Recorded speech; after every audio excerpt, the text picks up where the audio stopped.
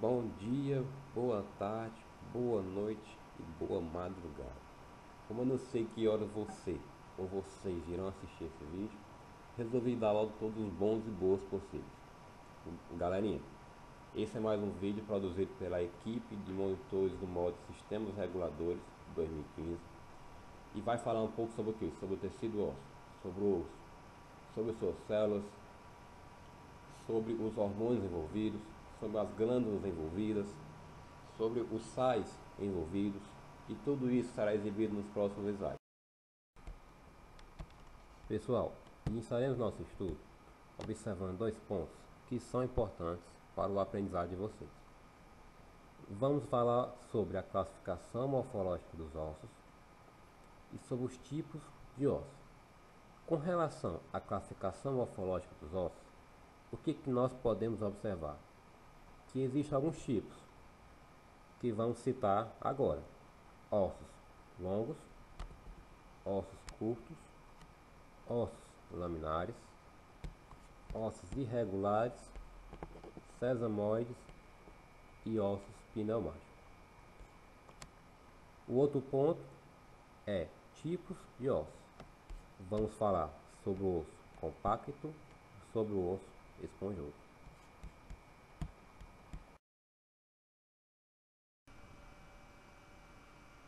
Aqui está exibido para vocês a classificação morfológica dos ossos do nosso corpo humano. Vamos começar pelo osso longo. Como é que eu posso classificar ele em osso longo? Os ossos longos eles possuem um comprimento maiores do que a largura. Possui também duas extremidades bem definidas.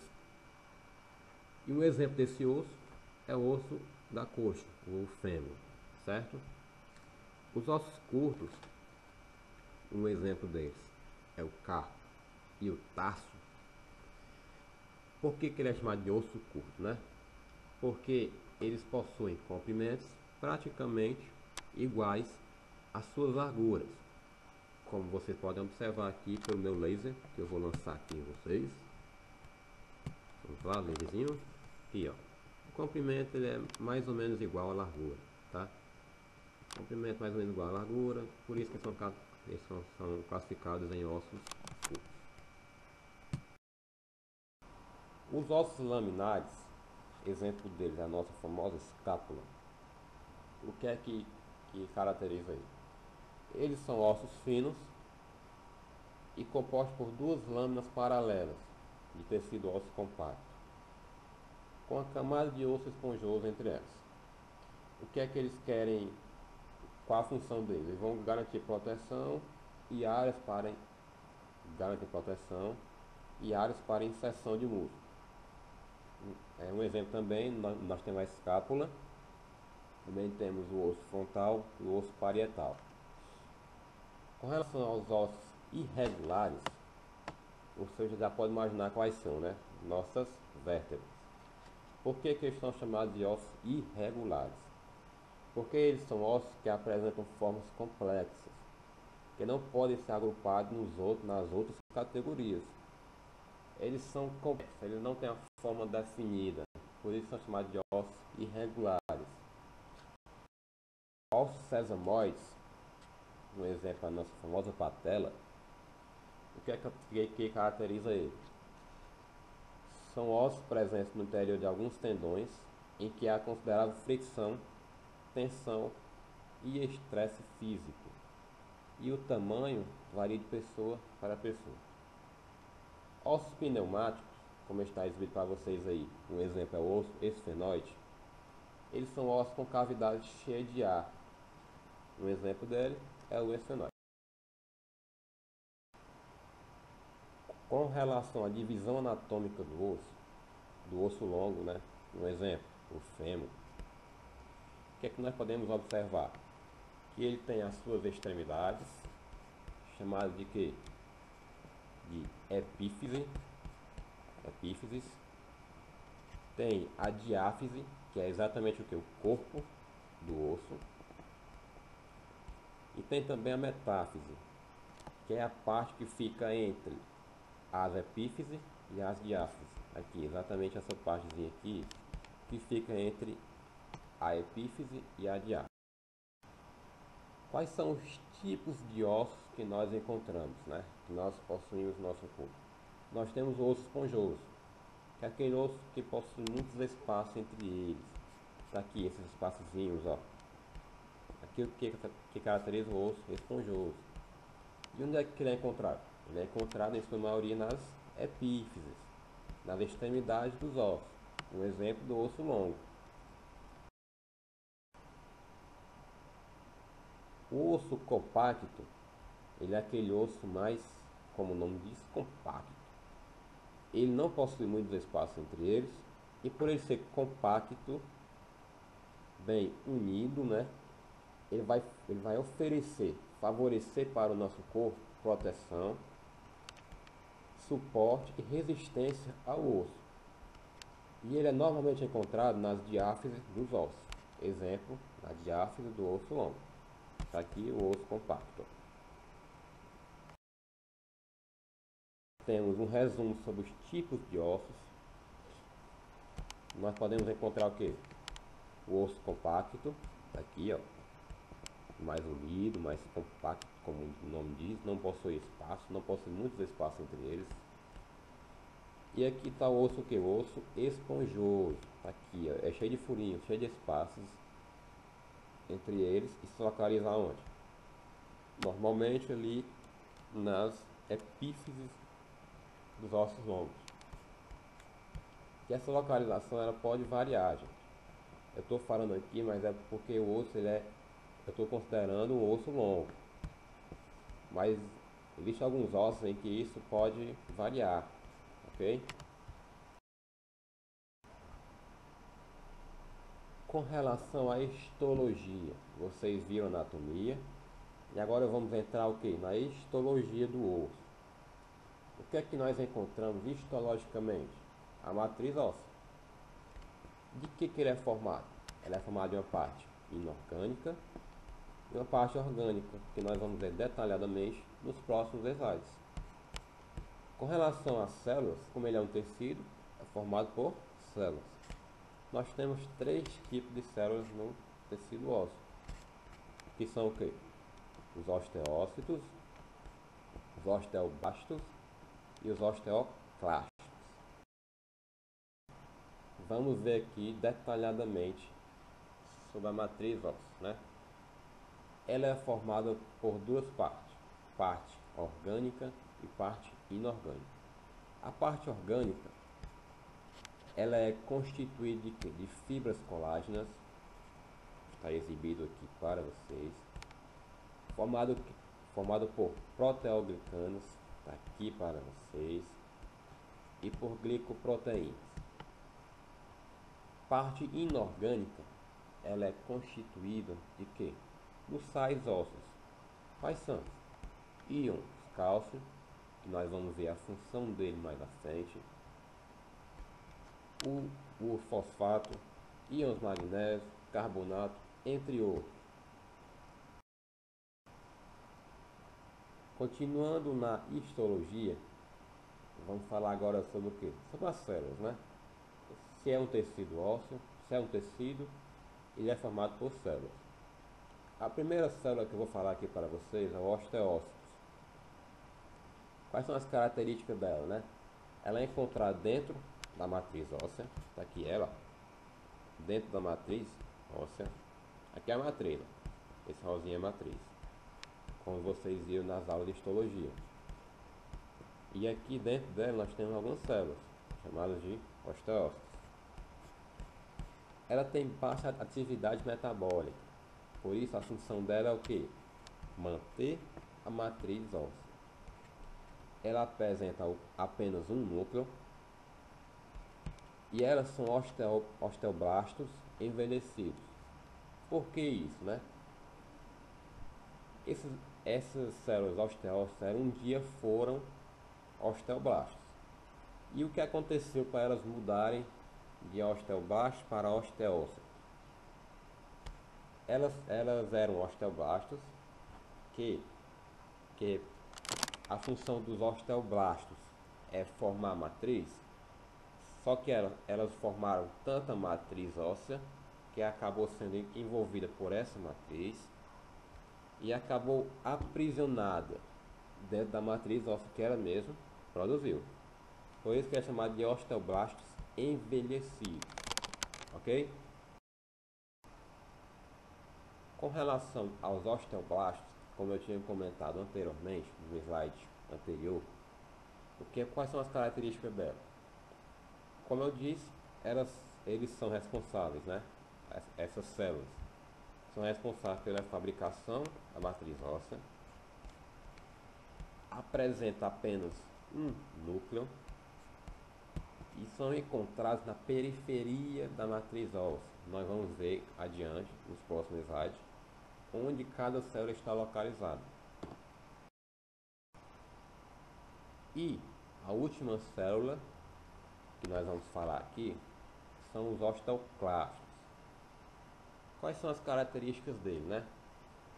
Eles não são encontrados nem dentro e nem na periferia. São encontrados fora da matriz óssea, um pouco distante. Não muito distante, mas um pouco. São células o quê? Multinucleadas, podendo possuir até 50 núcleos. Impressionantemente, elas podem chegar até 50 núcleos, de acordo com a literatura. E eles são responsáveis pela destruição da matriz óssea. A sua atividade ela é controlada pelos hormônios. Olha aí, vamos falar agora dos hormônios, tá? Hormônios calcitonina e hormônio paratormônio. Tá aqui, gente, ó. Como eu tinha falado anteriormente, nós temos aqui os osteócitos, aqui, ó, dentro da matriz, apenas um núcleo. Nós temos aqui os osteoblastos, encontrados na periferia da matriz óssea. Temos aqui os osteoclastos, ó. Ele está um pouco afastado da matriz e é formado por quê? Por vários núcleos. O desenho é mesmo um desenho, né? Que não é uma foto de histologia. O que é que ele quer dizer? Exatamente o que eu comentei anteriormente. Está aqui os osteócitos, os osteoclastos, que são o quê? São células multinucleadas, podem chegar até 50 núcleos, impressionantemente 50 núcleos, de acordo com a nossa literatura. E temos aqui os osteoblastos, que são encontrados aqui na periferia da matriz óssea, possuem apenas um núcleo. E como nós falamos, a função dos osteoblastos é o que? Formar a matriz óssea. O que é que ele faz? Ele pega ali o cálcio do sangue e coloca para dentro do osso para formar a matriz óssea. E nós temos os osteoclastos, que são aqui as células multinucleadas, podem chegar até 50 núcleos. Qual a função dela? Destruir a matriz óssea. Ele vai tirar, por exemplo, o cálcio da matriz óssea e jogar para o sangue, em uma necessidade do nosso corpo. Nós vamos falar agora sobre as glândulas, né? Nós temos algumas glândulas envolvidas nesse processo de formação da matriz óssea. Temos a glândula tireoide, que ela é formada por quais células? Células parafoliculares, células foliculares, e qual os hormônios que ela secreta, né? Secreta o hormônio calcitonina e também os hormônios T3 e T4. A paratireoide, ela é as glândulas que possuem células chamadas de células principais, e essa paratireoide ela secreta o hormônio PTH, também chamado de parato-hormônio. Nós temos outra função aqui do hormônio da glândula tireoide. Desculpa, glândula tireoide. O que é que acontece? Vamos imaginar em uma situação hipotética, tá? Que aumentou a concentração de cálcio no nosso sangue, tá? Nós ingerimos aqui alimentos com cálcio e chegou a aumentar a concentração, ou seja, aumentar o nível de cálcio no nosso sangue. O que é que acontece? Esse aumento ele vai ativar o que? Células parafoliculares da tireoide, que é que essas células produzem? Elas secretam o quê? Secretam o hormônio calcitonina, aqui ó, calcitonina. Qual a função dela? Ela vai inibir a atividade dos osteoclastos. Então, se eu inibo a atividade de uma célula, como aqui, eu vou gerar aqui um desequilíbrio entre elas. Então, eu vou ter baixa atividade dos osteoclastos e vou aumentar a atividade dos osteoblastos. Se eu aumento indiretamente a atividade dos osteoblastos, eu vou o quê? Eu vou formar mais matriz óssea. Então, aqui nós temos a formação da matriz óssea. Vamos imaginar aqui um resumo. Aumentou a concentração de cálcio no sangue, vai ativar as células parafoliculares, vão secretar qual hormônio? Calcitonina. Essa calcitonina ela vai inibir a atividade dos osteoclastos e por um desequilíbrio nessas atividades dessas células, aumenta indiretamente a atividade dos osteoblastos, formando matriz óssea.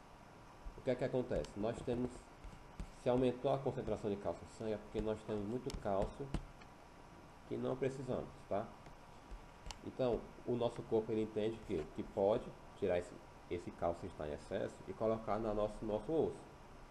Então, ele vai fazer essa cascata aqui, esse processo para tirar o cálcio do nosso sangue e colocar no nosso osso, para formar a matriz óssea, aqui, através do que? Da inibição da atividade dos osteoclastos, do aumento indireto da atividade dos osteoblastos, que os osteoblastos possuem a função de quê? Formar a matriz óssea. Então eles tiram o cálcio do sangue e colocam na matriz óssea para formar a nossa matriz. Com relação a outra glândula citada anteriormente, que é a paratireoide, o que é que nós temos? Imaginem que ocorreu uma diminuição da concentração de cálcio no nosso sangue. O que é que nosso corpo vai fazer? Ele vai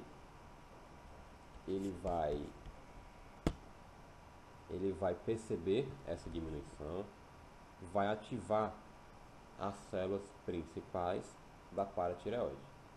Por quê? Porque elas produzem o hormônio paratormônio, que vai ter qual função? Esse paratormônio ele vai aumentar a atividade dos osteoclastos, tá? E se eu aumento a atividade de um, gera um desequilíbrio, diminuindo a atividade do outro, tá? Então, aumenta a atividade dos osteoclastos, diminui a atividade dos osteoblastos.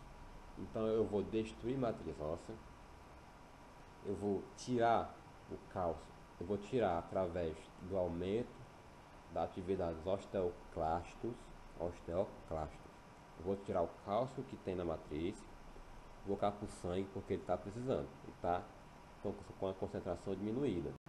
O cálcio ele tem que estar numa concentração ideal no nosso sangue, no nosso corpo, para realizar as suas funções que eu vou demonstrar posteriormente. Galerinha, como eu sei, vocês estudam anatomia, também estudam histologia. Com relação à histologia das glândulas citadas anteriormente, que é a tireoide e a paratireoide, o que é que nós podemos observar? Deixa eu colocar aqui o laserzinho para vocês observarem. Em relação à glândula tireoide, nós temos, histologicamente, que ela possui células foliculares, tá? São essas células aqui que estão ao redor dos folículos. Dentro desse folículo nós temos o coloide, que é essa substância aqui mostrada pelo laser. As células foliculares, como foi descrito anteriormente, elas produzem o quê? Elas produzem o hormônio T3 e T4, que são responsáveis por regular o metabolismo das nossas células. As outras células parafoliculares, como o nome diz, elas são parafoliculares, elas estão fora do folículo. Estão aqui, ó, fora do folículo. E o que é que elas secretam? Né? Elas secretam o hormônio calcitonina, que tem a função que a calcitonina ela vai regular, ela vai ativar, ela vai inibir atividade dos osteoclastos, aumentando assim a atividade dos osteoblastos e favorecendo a formação da matriz óssea. A outra glândula é a paratireoide, que é aqui aqui temos aqui na imagem, que ela é formada por células principais, que tem a função de que secretar o hormônio PTH, o parato hormônio. Qual a função dele? Qual a função do parato hormônio? O parato hormônio ele vai aumentar a atividade dos osteoclastos, diminuindo assim indiretamente a atividade dos osteoblastos por um desequilíbrio. E o que é que vai acontecer? Eu vou ter muito osteoclasto trabalhando, então eu vou destruir a matriz óssea. Eu vou tirar o cálcio que tem na minha matriz e jogar para o sangue, em uma necessidade em que o sangue estiver com pouco cálcio nele. E como eu falei anteriormente, vocês estudam tanto a histologia quanto a anatomia. Então vamos estudar aqui um pouco sobre a anatomia das glândulas. Temos a glândula tireoide e a paratireoide, da mesma estrutura, tá? Aqui nós temos a glândula tireoide, tá? Essa aqui. E a glândula paratireoide estão posteriormente, né? Tá aqui elas. Esses 4 pontinhos aqui nós podemos observar. Pessoal, um outro ponto importante para o aprendizado de vocês é o estudo da vitamina D. Ela tem ampla relação com a absorção de cálcio, ou seja, o cálcio só é absorvido pelo nosso intestino com a presença da vitamina D. Essa vitamina ela pode ser consumida por alguns alimentos que contêm ela, ou ela pode ser sintetizada pelo nosso corpo através de um mecanismo bastante interessante, que nós vamos estudar agora. Observando o laser, vamos acompanhar o esquema. Com a incidência dos raios UVB sobre a pele, esses raios vão atingir um composto derivado do colesterol, chamado de 7-deidrocolesterol. Esse composto está presente na nossa pele.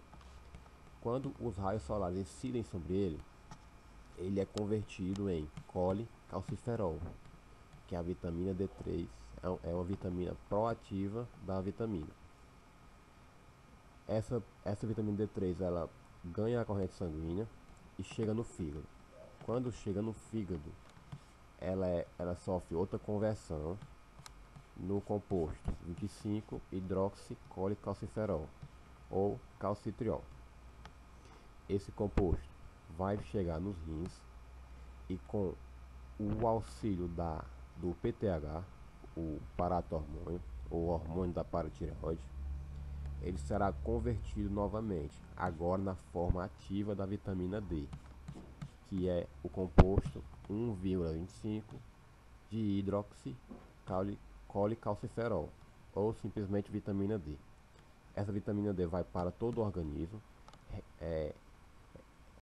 realizar outras funções, e dentre elas vai ajudar na absorção de cálcio pelo intestino.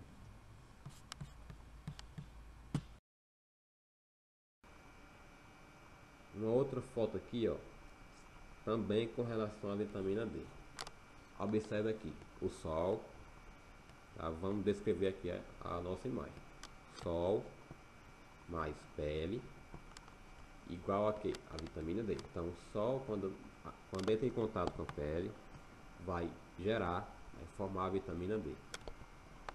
Essa vitamina D ela vai agir aonde? Vai agir ajudando na absorção de cálcio pelo nosso organismo. E o cálcio ele tem algumas funções no nosso organismo. Não é exclusivamente formar matriz óssea. Qual a função do cálcio? O cálcio ele forma matriz óssea.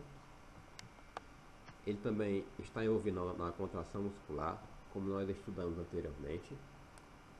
E também tem outras funções no nosso organismo.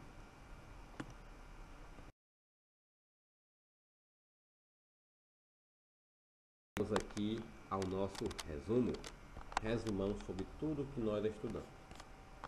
Vamos observar aqui direitinho. Imagine que você acabou, né? Você ingeriu alimentos, bebeu líquidos ou ingeriu alimentos que contêm cálcio. Você provavelmente vai aumentar o nível de cálcio no seu sangue. E esse nível é percebido pelo nosso corpo, esse aumento do nível é percebido pelo nosso corpo. E o nosso corpo ele vai o que? Ativar as células parafoliculares da tireoide. Qual a função delas? De produzir qual hormônio? Calcitonina. Onde é que ele vai agir? Ele vai agir no osso, ó. Ele vai agir inibindo a atividade dos osteoclastos, aumentando assim a atividade dos osteoblastos, aumentando indiretamente e fazendo com que os osteoblastos realizem sua função, que é o que? Tirar esse cálcio em excesso do nosso sangue e colocar na matriz óssea para formar mais matriz. O nosso corpo ele também entende o que? Se eu tenho excesso de cálcio no meu sangue, eu não posso mais absorver, eu não posso mais colocar cálcio no nosso sangue. Então o que é que acontece? Ele vai reduzir a absorção de cálcio no intestino, ou seja, nós vamos absorver menos cálcio. E ele também vai agir nos nossos rins, fazendo o que? Ele reduz a reabsorção desse íon cálcio. Para o quê? Para que regule a concentração de cálcio no nosso organismo, no sangue, né? Essas três atividades descritas vão gerar o que? Vão gerar uma diminuição do nível de cálcio no sangue.